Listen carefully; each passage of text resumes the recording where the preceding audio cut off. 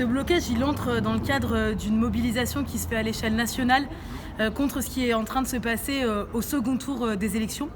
Donc la première chose, c'est que évidemment, on est contre l'extrême droite, qu'il n'y aura pas une voix pour Le Pen.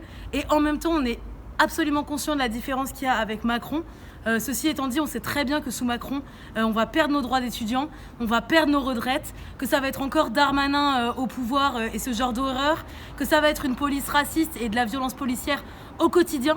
Donc on s'organise dès maintenant pour avoir une riposte étudiante à l'issue du second tour. Là, c'est aussi un petit peu notre avenir qui est en train de se jouer. Déjà, le quinquennat précédent, ça a été la casse du service public, qui est quand même un peu la base du pays.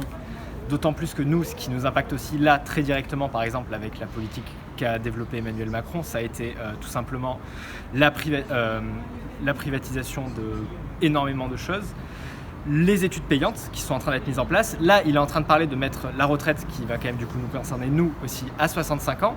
Il y a énormément de sujets qui en fait nous impactent nous et pour lesquels c'est extrêmement juste de se mobiliser. Et puis, pour continuer sur ce qu'il dit, oui, c'est un mouvement qui vient de la jeunesse en l'occurrence et des étudiants, mais nous, on essaie aussi de s'organiser avec les syndicats du personnel qui ont soutenu notre blocage ce matin.